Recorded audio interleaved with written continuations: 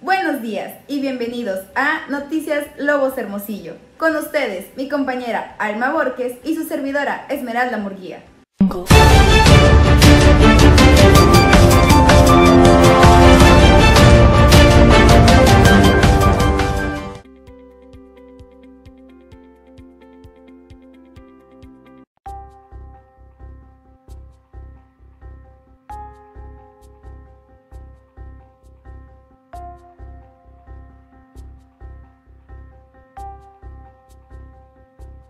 Este martes la India superó los 25 millones de casos de coronavirus. Quedan miles y miles de tumbas en la ciudad de Sao Paulo.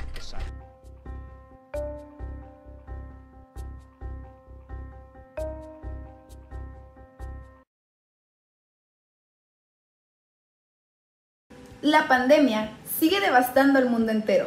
El coronavirus es una amenaza global. Así es, mi querida Esmeralda.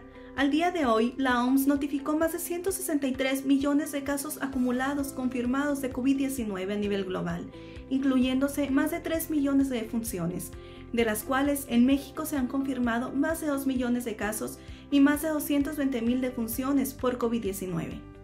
La pandemia sin duda ha dado mucho para reflexionar, no solo por su impacto de salud a nivel global y la vida de miles de personas que lo han padecido o que lamentablemente han fallecido, sino también ha afectado la economía global, algunos temas sociales y ambientales.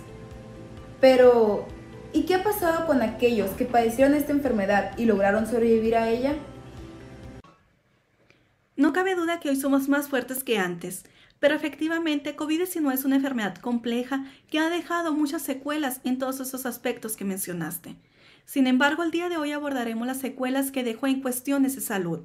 Es por ello que invitamos a los expertos que han estado al frente de batalla para que nos den a conocer cuáles son esas secuelas.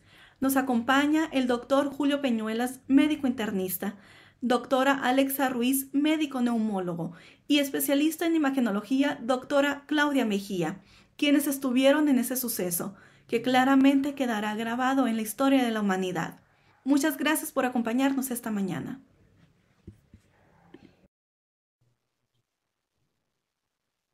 Buenas tardes, me presento, soy el doctor Estrella, soy médico internista, agradezco su invitación. Muy buenos días, muchas gracias por la invitación. Hola, buenos días, soy la doctora Claudia Mejía, soy especialista en imagenología. Bienvenidos, doctores. Mi compañero y yo tenemos algunas preguntas que nos gustaría nos aclararan.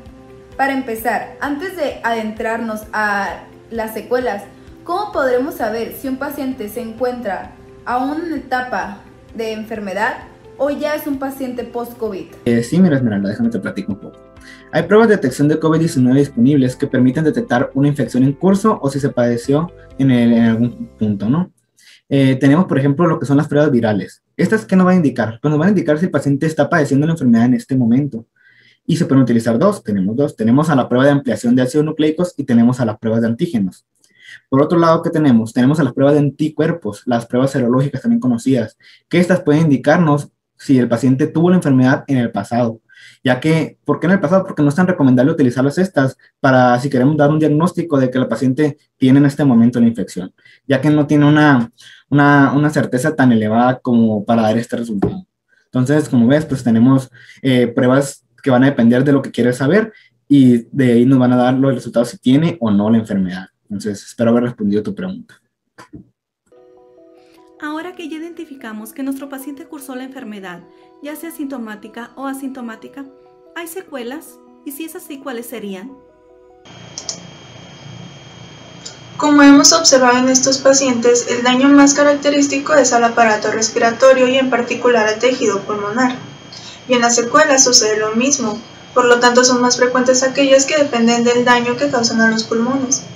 En este momento estamos estudiando a los pacientes que padecieron COVID-19 hace unos 3 meses y nos encontramos con un porcentaje importante de pacientes que oscilan entre el 10 y 20% en que alguno de los síntomas persiste, siendo los más habituales el cansancio y la pérdida de olfato.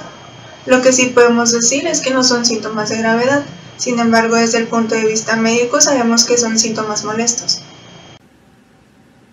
Doctora Alexa Ruiz, ¿podría decirnos qué síntomas respiratorios produce el COVID-19 y cómo esto afecta a los pulmones? Como comenta mi colega, los pacientes que tienen COVID-19 pueden sufrir sensación de falta de aire. Se ha observado que una de las principales complicaciones que puede hacer esta enfermedad es que haya trombos en el pulmón, además de inflamación persistente. Esto a largo plazo puede dejar lesiones fibróticas. A continuación les muestro un corte histológico de un pulmón sano y un pulmón post-COVID, donde se logra observar estos daños mencionados. Qué interesante, doctora Ruiz. Y además de esos cortes histológicos, doctora Mejía, ¿nos podría mencionar qué otros estudios o pruebas se requieren realizar para visualizar esas secuelas mencionadas? Pregunta Alma, pues fundamentalmente las pruebas necesarias van a ser el tele de tórax y la tomografía computarizada, ya que estos nos permiten ver más a detalle si existe alguna de las lesiones que ya se mencionaron. También realizamos pruebas de función pulmonar para ver cómo va quedando la capacidad pulmonar del paciente tras este episodio de COVID. Y gracias a estos estudios hemos logrado observar que los pacientes con alteraciones crónicas pueden presentar patrones radiológicos de 3 formas. El primero, predominio de patrón de vidrio despulido con focos sugestivos de áreas de organización inflamatoria. Los segundos son cambios relacionados con la actividad fibrosante, como es el engrosamiento septal o la disminución del volumen de algún segmento o de un lóbulo pulmonar. Y también encontramos que puede haber una mezcla entre ambos patrones. Aquí te dejo una imagen de un tele de tórax donde se logra identificar una importante pérdida de volumen de ambos pulmones y una afectación residual en forma de opacidades lineales subplurales en el pulmón derecho. Ahora te muestro esta tomografía de tórax, también de un paciente post-COVID, donde logramos apreciar que hay opacidades bilaterales de atenuación en vidrio deslustrado asociadas a reticulación grosera subplural. Y finalmente te hago una comparación tanto de tele de tórax como de la tomografía computarizada de un paciente al que se le tomaron estos estudios al día 30 y al día 120. Con esto nosotros podemos ver que sin estos estudios de gabinete no lograríamos hacer este tipo de comparaciones para ver cómo ha avanzado o qué mejoras ha tenido el paciente. De igual manera, si no tuviéramos estos estudios, no podríamos identificar que todavía al día 120 persiste una leve afectación intersticial reticular periférica en el pulmón del paciente. Entonces, por eso la importancia de este tipo de estudios. Muchas gracias. ¿Nos podría decir un poco más acerca de los mecanismos que llevan al cuerpo a la aparición de lesiones fibrosantes a nivel pulmonar? Claro que sí, Esmeralda, mira, te cuento. Para el correcto entendimiento de los factores que llevan a la aparición de fibrosis pulmonar, tenemos que recordar primero que nada que la mayoría de las vías o de las principales vías de entrada de SARS-CoV-2 es la mucosa nasal y la orofaringea, que posteriormente va a pasar a alojarse a lo que son los pulmones, donde la enzima convertidora de angiotensina 2 y sus receptores suelen ser el principal objetivo de unión del virus. ¿Esto qué nos lleva? Pues nos va a llevar a una respuesta inmune tanto humoral como adaptativa, que resulta en la liberación excesiva de citocinas proinflamatorias, ya que una vez dentro de la célula del epitelio alveolar, el virus comenzará el proceso de replicación de su RNA, que hará que se produzca una inflamación de macrófagos dentro de la célula. ¿Y a qué nos va a llevar esto? Pues nos va a llevar a una salida de un nuevo genoma vírico que conducirá a lo que es a la afección de otras células. ¿Esto qué nos va como resultado? Pues nos va a dar como resultado la denominada tormenta de citocinas.